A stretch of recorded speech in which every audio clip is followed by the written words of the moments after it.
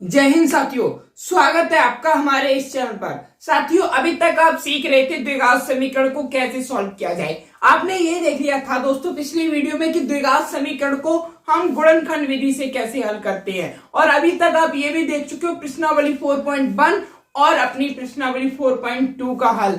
आज की जो वीडियो हम देखेंगे प्रश्नावली 4.3 के कुछ सवाल करेंगे। उससे पहले आपको एक चीज जाननी होगी दोस्तों, आप लोग बताइए अभी तक अगर मैं आपसे पूछूं द्विघात समीकरण का व्यापक रूप यानी द्विघात समीकरण क्या होता है, तो वो क्या होता है ax² plus bx plus c बराबर 0।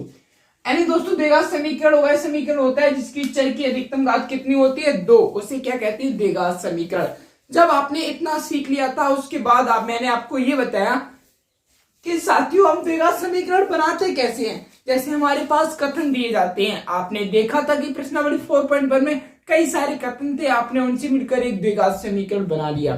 जब आप ये सीख लेते हो कि द्विघात समीकरण को बनाया कैसे जाता है, उसके बाद जो मेन बात आती है कि हम बना तो गए, अब हमें उसको बनाने के बाद हमें उसको खाना कैसे है, मतलब हमें द्विघात समीकरण को सॉल्व कैसे करना है। तो सॉल्व करने की भी 3 विधियां आती है, जिनमें से आप एक विधि सीख चुके हो, गुणनखंड विधि। आज की जो वीडियो रहेगी वो ये रहेगी दोस्तों प्रश्नावली 4.3 का कुछ हल, और हम ये जान सकें कि द्विघात समीकरण के मूलों की प्रकृति। देखिए साथियों, जो आज आप सीखने वाले हो वो ये सीखने वाले हो कि द्विघात समीकरण ये क्या है, द्विघात समीकरण तो इनके मूलों की प्रकृति क्या होती है। द्विघात समीकरण के मूलों की प्रकृति क्या दोस्तों, मूलों की प्रकृति देखने वाले हो, जिसे इंग्लिश में क्या कहते हैं नेचर कहते हैं, मूलों की प्रकृति। आज आप ये सीख जाओगे कि साथियों द्विघात समीकरण के मूलों की प्रकृति कैसी होती है, जिससे आप ये समझ पाओ कि आखिर ये हम कैसे जान पाए कि हमारा द्विघात समीकरण का मूल ये होगा, वास्तविक होगा, काल्पनिक होगा। इसीलिए दोस्तों आपको क्या करना है, वीडियो के एंड तक जुड़े रहिए और आज की वीडियो में आपको मजा ही आने वाला है। देखिए दोस्तों द्विघात समीकरण के मूल, अब आप क्या पढ़ने वाले हो, मूलों की प्रकृति। किसके, द्विघात समीकरण के मूलों की प्रकृति। तो मैं आपको बताऊं दोस्तों, द्विघात समीकरण के मूलों को डी से प्रदर्शित करते हैं। किससे प्रदर्शित करते हैं, डी से। दोस्तों द्विघात समीकरण के जो मूल होते हैं उन्हें हम डी से प्रदर्शित कर देते हैं। यानी दोस्तों ये डी एक ऐसा फॉर्मूला भी आपके सामने आएगा जिससे आप ये पता कर पाओगे कि आपके सामने जो द्विघात समीकरण दिया गया है उसके जो मूल होंगे वो किस प्रकार होंगे। तो उस डी को जानने के लिए आपको क्या करना है, बस वीडियो को जुड़े रहिए। अब देखिए इस डी को इंग्लिश में बोलते हैं डिस्क्रिमिनेट, और हिंदी में बोलते हैं इसे विविक्तिकर। क्या दोस्तों, विविक्तिकर। ये क्या होता है दोस्तों, विविक्तिकर। इसे विविक्तिकर बोलते हैं, हिंदी में क्या बोलते हैं साथियों, इसे विविक्तिकर। यानी दोस्तों अब आपको जो मेन चीज सीखनी है कि अपने डी के बारे में। यानी दोस्तों ये जो डी है ये क्या होता है, द्विघात समीकरण के मूलों की प्रकृति को दिखाता है, जिसे इंग्लिश में नेचर कहते हैं। तो इसको हिंदी में मैंने आपको बताया, इसको हिंदी में क्या बोलते हैं, विविक्तिकर। अब देखिए ये विभक्तिकर दोस्तों कितने प्रकार से होगा। दोस्तों इसकी 3 कंडीशन होती हैं। अब इस डी की कितनी कंडीशन है दोस्तों, 3 कंडीशन है, जिनसे आप ये पता कर पाओगे कि जो हमारी समीकरण के मूल होगा वो किस प्रकृति के होंगे। अब आप जो सीखने जा रहे हो साथियों वो बहुत ही ज्यादा मेन पॉइंट है। अगर आप यहां से कुछ मिस कर देते हो तो आपको 4.3 में कुछ नहीं समझ में आएगा। इसीलिए जो आपको अब करना है वो ये करना है कि आपका जो पूरा दिमाग रहना चाहिए वो यहाँ पर रहना चाहिए कि आखिर ये मूलों की प्रकृति का जो सिस्टम है वो क्या है। तो मैंने आपको बताया डी बराबर एक सूत्र होता है। क्या दोस्तों, डी बराबर एक सूत्र होता है, यहाँ पर लिख ही दे रहा हूं मैं। डी बराबर एक फॉर्मूला होता है। अब वो फॉर्मूला होता है b² - 4ac। डी बराबर एक फॉर्मूला होता है जिसे बोलते हैं विविक्तिकर को दोस्तों हम b² - 4ac से निकालेंगे। अभी हम इस पर बात करेंगे, लेकिन उससे पहले आप एक बात जान लीजिए। अगर दोस्तों डी का जो मान है वो 0 से छोटा आया, क्या दोस्तों देखिए मैंने आपको क्या बताया, जैसे मान लीजिए आपका डी -4 आया या डी आपका -5 आया, यानी अगर आपकी डी का मान ऋणात्मक आ रहा है तो वो 100% डी से छोटा होगा। क्या होगा, डी से छोटा होगा। इसीलिए मैंने आपको बताया, क्या बताया कि अगर साथियों आपके डी का जो मान है, आपने जो डी निकाला हुआ है इस सूत्र से, अभी वो सूत्र क्या बात करेंगे, चिंता मत करना। अगर साथियों आपके डी का मान 0 से छोटा आया है, क्या डी से छोटा आया है, तो आपके जो इस समीकरण के मूल होते हैं वो कैसे होते हैं, काल्पनिक, यानी दोस्तों वो होते ही नहीं है, मान लीजिए काल्पनिक होते हैं। कैसे होंगे, काल्पनिक। यहां से आपने साथियों एक चीज को सीखा, क्या, कि अगर हम डी निकालेंगे और अगर हमारा डी का मान 0 से छोटा आया है, यानी माइनस में कोई संख्या आई है, तो उसके जो समीकरण के मूल होंगे वो कैसे होंगे ब्रो, काल्पनिक होंगे। कैसे होंगे साथियों, काल्पनिक होंगे। अब देखिए, अगर आपके डी का मान बराबर आ रहा है 0 के, क्या साथियों, अगर आपके डी का मान 0 के बराबर आ गया तो क्या होंगे, तो दोस्तों जो आपके समीकरण के मूल होते हैं, क्या, जो आपके समीकरण के मूल होते हैं वो कैसे होते हैं दोस्तों, वास्तविक। कैसे होते हैं, वास्तविक। कितने होते हैं दोस्तों, कैसे होते हैं, वास्तविक। और जो दोस्तों वास्तविक होते हैं वे सभी समान होते हैं, यानी जितने भी मूल होंगे कितने आएंगे, समान। मूल कैसे होंगे, समान। आपने ये देखा कि अभी तक आप क्या सीख रहे थे, आपने ये सीखा कि हम मूलों को जानने के लिए हमें एक चीज का प्रयोग करना पड़ता है जिसे हम बोलते हैं विभक्तिकर। आखिर ये विभक्तिकर को हम डी से प्रदर्शित कर रहे हैं, किससे प्रदर्शित कर रहे हैं, डी से। जब आप ये देख लेते हो हम इसे डी से प्रदर्शित करते हैं, इसके 3 कंडीशन होते हैं। अब दोस्तों कोई भी संख्या होगी, या तो वो 0 से बड़ी होगी, या तो 0 से छोटी होगी, या स्वयं 0 होगी। 3 ही तो प्रकार हो सकते हैं। ठीक उसी प्रकार इस डी में क्या है दोस्तों, अगर डी का मान 0 से छोटा आ रहा है तो हमेशा उस द्विघात समीकरण के जो मूल होंगे वो कैसे होंगे, काल्पनिक होंगे। कैसे होंगे, काल्पनिक। वही मैंने आपको बताया, अगर डी का मान बराबर 0 के है तो आपके मूल वास्तविक होंगे। वास्तविक होंगे मतलब समान होंगे, जैसे 2 है तो 2 होंगे। अब मैं आपको ये एक बात बताइए आप लोग, जैसे दोस्तों एक द्विघात समीकरण होता है ax²। एक द्विघात समीकरण आपके सामने में लिख दूं तो क्या होगा दोस्तों, ax² plus bx plus c। ये दोस्तों द्विघात समीकरण है। तो मैं आपसे ये पूछूं दोस्तों, इसके अधिकतम कितने मूल हो सकते हैं, अधिकतम कितने मूल हो सकते हैं। अब दोस्तों अगर कोई द्विघात समीकरण है, इसमें द्विघात कितनी है, 2, तो इसके दोस्तों ज्यादा से ज्यादा कितने मूल हो सकते हैं, 2। यानी द्विघात समीकरण के दोस्तों अधिकतम जो मूल्य हो सकते हैं वो 2 ही हो सकते हैं, 2 से ज्यादा नहीं होंगे, ये बात आप याद रखना। तो यहाँ पर आपका मान आया है डी बराबर 0, यानी जो दोनों मूल आएंगे वो कैसे होंगे, समान होंगे, बिल्कुल समान। तीसरी कंडीशन क्या होती है दोस्तों, जो आपका डी का मान है अधिक है 0 से। क्या दोस्तों, अगर आपकी डी का मान है जो कि अधिक है 0 से, यानी आपके विभक्तिकर जो डी है वो 0 से अधिक आया है। क्या दोस्तों, आपका विभक्तिकर अगर 0 से बड़ा है तो क्या होगा, आपके मूल तो वास्तविक होते हैं। क्या होते हैं, मूल आपके कैसे होंगे साथियों, वास्तविक। मूल कैसे होंगे साथियों, वास्तविक। लेकिन जब जो ये वास्तविक मूल होते हैं वो कैसे होंगे, असमान होंगे, यानी भिन्न भिन्न होंगे। असमान को आप क्या लिख सकते हो, आपके जो मूल होंगे अलग अलग होंगे। कैसे होंगे साथियों, अलग अलग। यानी दोस्तों आपके जो मूल होंगे वो वास्तविक तो होंगे लेकिन अलग अलग होंगे। तो ये जो सिस्टम था वो ये था कि हम विभक्तिकर को कैसे जाने। अब इस चीज को लागू कैसे करना है वो मैं आपको बताता हूं। देखिए, अब इस चीज को कैसे लागू करना है वो देखिए। अब इस चीज को आप लागू कैसे करोगे, कैसे पता करोगे वो देखिए। मैं आपको ये बताऊंगा कि साथियों हमें जरूरत क्यों पड़ी इस विभक्तिकर की। ओके, पहले मैंने आपको क्या बताया था दोस्तों, पहले मैंने आपको जो एक चीज बताई थी, फॉर्मूला। फॉर्मूला क्या था दोस्तों, आपको डी बराबर क्या था, b² माइनस 4ac। ये आपका क्या था, ये तो आपका फॉर्मूला हो गया कि जो विभक्तिकर बराबर क्या हो गया, d बराबर b² माइनस 4ac। ये आपका फॉर्मूला हो गया। अब मैंने आपको जो 3 कंडीशन बताई है वो कौन कौन सी कंडीशन है, वो ये है। एक क्या हो दोस्तों, जब d का मान किससे छोटा हो, 0 से छोटा हो। दूसरी कंडीशन क्या हो दोस्तों, जब d का मान बराबर हो 0 की। और तीसरी कंडीशन मैंने आपको बताई जब d अधिक हो 0 से। ये 3 कंडीशन मैंने आपको बताई। अब इनको लागू कैसे करोगे देखिए। अब आपको क्या करना होगा साथियों, एक द्विघात समीकरण ले लीजिए। अगर मैं आपको एक द्विघात समीकरण बोलूं, 2x² माइनस 3x प्लस 5, क्या 2x²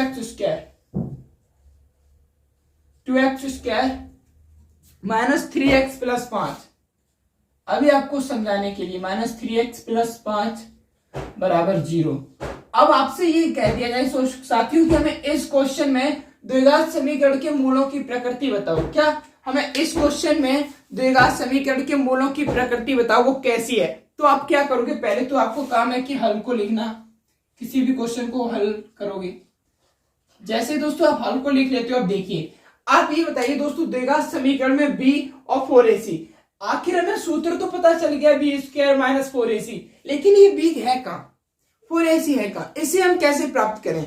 तभी तो हम जान पाएंगे कि मूलों की प्रकृति कैसी है। तो इसे प्राप्त करने के लिए दोस्तों आपने एक चीज पढ़ी हुई है क्या, कि द्विघात समीकरण का जो व्यापक रूप होता है वो क्या होता है, ax square plus bx plus c equal to 0। अब आप क्या लिखोगे, समीकरण को ax square plus bx plus c से तुलना करने पर, तो आप क्या कर दोगे, समीकरण को ax square plus bx plus c बराबर 0 से तुलना।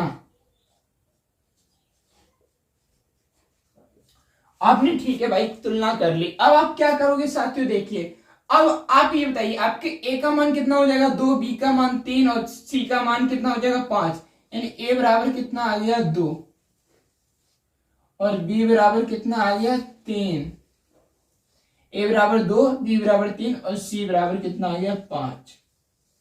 शायद साथियों यहाँ पर आपका b बराबर माइनस का 3x है, ओके माइनस है यहाँ पर, तो यहाँ पर भी माइनस आ जाएगा। ठीक, अब आपका सूत्र क्या होता है दोस्तों, सूत्र देखिए d बराबर क्या होता है, d बराबर b square minus 4ac, b square, b की वैल्यू कितनी है -3, तो ये माइनस का 3 स्क्वायर ही जाएगा, क्या हो जाएगा माइनस का 3 स्क्वायर। ठीक है, अब आप क्या लिखोगे दोस्तों, d बराबर लिख लीजिए, अब b का यानी 3 माइनस के 3 square minus 4ac, 4 into a की वैल्यू कितनी है 2, तो 2 लिख दिया, और c की वैल्यू कितनी है यहाँ पर, c की वैल्यू है 5, c की वैल्यू कितनी है 5, c की वैल्यू कितनी है 5, 4ac हो गया। ठीक है, अब d बराबर क्या आ जाएगा, ये दोस्तों माइनस माइनस का गुणा, -3 इंटू -3 होगा तो प्लस हो जाएगा, यानी 3 तुरके 9 आ जाएगा, माइनस 4 दूनी 8, 8 पंजे 40, 8 पंजे 40। अब आप बताइए d बराबर आपका आंसर कितना आ जाएगा,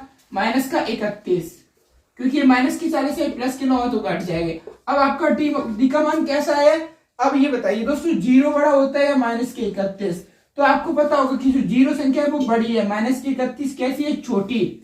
अब आप ये बताइए, मैंने आपको 3 कंडीशन बताई थी, कितनी कंडीशन बताई थी, 3। जब डी हो वो 0 से छोटा हो, अगर डी आपका 0 से छोटा होगा, क्या, अगर डी आपका 0 से छोटा होगा तो आपके समीकरण में कैसे मूल होते हैं, कैसे होंगे, काल्पनिक मूल होंगे, अर्थात आप क्या लिख सकते हो, चूंकि, अब आप क्या लिखोगे दोस्तों, चूंकि डी का मान डी 0 से छोटा है, क्या लिखोगे दोस्तों, जो डी है वो 0 से छोटा है, छोटा लिखोगे तो आपको ये वाला सिंबल लगाना होगा। अब क्या लिख सकते हो, आप ये लिख सकते हो, चूंकि डी बराबर -31 है, जो कि 0 से छोटा है, जो कि 0 से छोटा है। इसमें दोस्तों कोई रॉकेट साइंस बात ही नहीं, क्योंकि आपको स्वयं दिख रहा है जो कि छोटा है। इस अतः हमारे द्विघात समीकरण के जो मूल होंगे, द्विघात समीकरण के मूल कैसे होंगे दोस्तों, काल्पनिक होंगे। कैसे होंगे, काल्पनिक, क्योंकि जब डी का मान 0 से छोटा आ जाता है तो हमारे समीकरण के जो मूल होते हैं वो काल्पनिक होते हैं। कैसे होते हैं, काल्पनिक। आई होप आपको ये पूरा समझ में आया होगा। वहीं अगर डी का मान दोस्तों 0 के बराबर आ जाता तो आपका ये क्या होता, वास्तविक होते हैं, मूल भी समान होते। ओके, अब दोस्तों में इसकी क्यों जरूरत पड़ी, अगर देखिए, अगर आपके पास ये ना होता तो आप पहले क्या करते, समीकरण के गुणनखंड करते, उसके बाद पता करते कि ये दोस्तों काल्पनिक है या वास्तविक है। इस लंबी प्रक्रिया को किए बिना ही हम जान सकते हैं कि साथियों कि हमारे जो डी का मान होगा वो इसके बराबर है या नहीं है। आई होप ये क्वेश्चन अच्छा लगा होगा और समझ में भी आ गया होगा। सेकंड क्वेश्चन की बात करते हैं। अब आप अपनी प्रश्नावली को खोलिए, प्रश्नावली 4.1।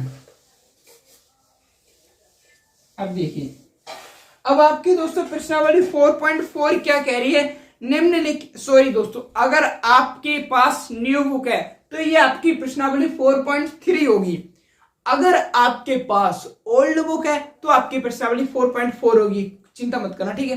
तो दोस्तों आपके पास जो हेडिंग है वो ये है, निम्न द्विघात समीकरण के मूलों की प्रकृति ज्ञात कीजिए, जैसे अभी मैंने सिखाया था। और क्या दिया गया है कि यदि मूल अस्तित्व में है, यानी अगर उनके मूल हैं हो तो ज्ञात कीजिए। अब देखिए हमारे पास एक द्विघात समीकरण लिखा होगा, पहले हमें ये ज्ञात करना है कि उनकी मूलों की प्रकृति कैसी है। अगर उनका अस्तित्व है, यानी वो मूल अगर निकाले जा सकते हैं, तो हमें बताने होंगे कि मूल कौन कौन से हैं। तो स्टार्ट करते हैं। तो पहला क्वेश्चन आपका ये है 2x² - 3x + 5, जो कि अभी था, फिर आपको मौका मिला इसे सीखने का। ये प्रश्नावली 4.3 का जो हल है वो देखना है आप। ये आपका क्वेश्चन है 2x² - 3x 2x² - 3x + 5 = 0। अब देखिए पहले आपको ये सूत्र लगाने के लिए आपको क्या करना होगा, समीकरण की तुलना करनी होगी। क्या करना होगा, तुलना। तो आप क्या कर दोगे दोस्तों, ax² + bx + c = 0 से तुलना। ठीक है, तुलना करोगे तो आपको क्या मिल जाएगा दोस्तों, a का मान कितना आ जाएगा, 2। a का मान 2 आ जाएगा, b का मान कितना आ जाएगा, -3, और c का मान आ जाएगा दोस्तों 5। अब दोस्तों आपका अभिव्यक्ति करें, यानी d निकालना होगा, क्योंकि हमें तभी पता चलेगा। तो d बराबर आपका फॉर्मूला क्या होता है, v² - 4ac। अब दोस्तों आप ये बताइए, आपका जो d यहाँ पर हो गया, b की वैल्यू कितनी है, -3, तो ये कितना हो जाएगा, -3 का स्क्वायर -4। a की वैल्यू कितनी है, a की वैल्यू 2 है, तो 2 इंटू c की वैल्यू कितनी है, 5 हो गया। तो आपकी ये d बराबर क्या आ जाएगा, प्लस का 9 हो जाएगा, माइनस के 5 दूनी 10 चौके 40। d बराबर आ गया -31। अब आप बताइए आपके मूलों की प्रकृति कैसे होगी, जस्ट मैंने अभी बताया था। क्या, अगर दोस्तों आपका जो d का मान है वो 0 से छोटा है, तो आपके मूल कैसे होंगे, काल्पनिक होंगे। मूल कैसे होंगे, काल्पनिक। अब आप क्या लिख दोगे, यहाँ पे लिख दो, यहाँ पे चूंकि d का मान जो छोटा है, d का मान छोटा है 0 से, इसीलिए समीकरण के मूल नहीं होंगे, या समीकरण के मूल काल्पनिक होंगे। कैसे होंगे साथियों, काल्पनिक होंगे। ये चीज आप लिख सकते हो। अब आपको समझ में आ गया होगा कि आखिर मूलों से संबंधित क्या प्रक्रिया थी। इसी प्रकार दोस्तों आपको क्या करना है, आपके 3 क्वेश्चन दिए गए हैं इसमें। एक क्या है, 3x² + 4 √3x + 4 = 0। आपको यही देखना होगा कि पहले आपके d का मान अगर 0 से अधिक आए या बराबर आए, तभी आपको उसके मूल ज्ञात करने होंगे। अब एक दोस्तों द्विघाती सूत्र क्या होता है, वो ये होता है कि माइनस का b² प्लस माइनस यहाँ पर होता है रूट के अंदर d/2a। इससे भी आप सॉल्व कर सकते हो। ये इसलिए होता है साथियों, जिससे आप ये मतलब आपको गुणनखंड नहीं करने पड़ेंगे, आप इससे डायरेक्ट आप अपने मूल निकाल सकते हो। पर इसकी बात बाद में आएगी। सॉरी दोस्तों, ये गिर गया। इसकी बात बाद में आएगी, लेकिन आपको भी बस ये ध्यान रखना होगा कि मूल की प्रकृति कैसी होती है। अगर आप मूल की प्रकृति निकालना सीख जाते हो तो आपको कोई प्रॉब्लम नहीं होगी कि इस क्वेश्चन को हमें सॉल्व कैसे करना है। ठीक उसी प्रकार दोस्तों अब मैंने आपको बता दिया कि इन सबको कैसे सॉल्व करोगे, कि मूलों की प्रकृति। तो एक बार मैं फिर आपको मूलों की प्रकृति का रिवाइज करा दे रहा हूं, जिससे आपको दिक्कत ना आए कि मूलों की प्रकृति को कैसे समझेंगे। दोस्तों अगर आपको ये मूलों की प्रकृति नहीं समझ में आई तो दिक्कत ही दिक्कत हो जाएगी। देखिए द्विघात समीकरण के मूल किसके दोस्तों, द्विघात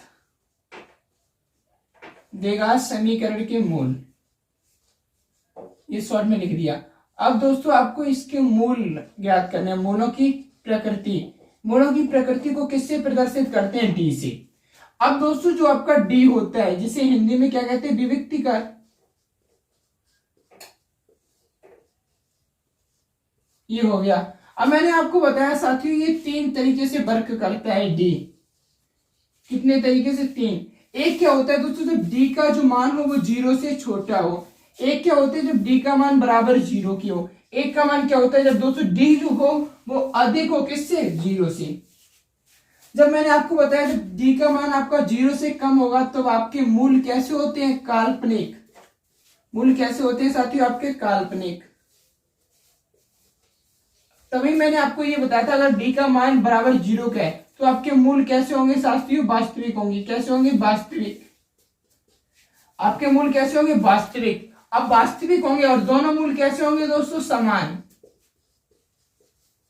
यानी मूल आपके जो वास्तविक मूल होंगे वो कैसे होंगे? समान। बस आप ये याद रखिए कि जो मूल लिख लेंगे अगर बराबर 0 की है डी तो समान होंगे। और दोस्तों अगर डी का मान, अगर दोस्तों डी का मान 0 से अधिक है तो आपके मूल वास्तविक भी होंगे। वास्तविक तो होंगे ही, लेकिन जो आपके मूल लिखनेंगे वो भिन्न भिन्न यानी अलग अलग लिखनेंगे, अलग अलग। तो दोस्तों अब आपने आई होप अच्छे से सीख लिया होगा कि द्विघात समीकरण के मूलों की क्या प्रकृति थी, जो अच्छे से सीख लिया। अब दोस्तों जो आपकी नेक्स्ट वीडियो रहेगी उसमें आप देखोगे अपनी प्रश्नावली 4.4 जो पुरानी बुक है उसके अनुसार। नई बुक है तो आप 4.3 का संपूर्ण हल देखोगे, जिसके लिए आपको दोस्तों वीडियो का वेट करना होगा। तब तक के लिए अगर अभी तक आपने हमारे चैनल को सब्सक्राइब नहीं किया हो तो सब्सक्राइब करना मत भूलिएगा। मिलते हैं नेक्स्ट वीडियो में। जय हिंद, वंदे मातरम।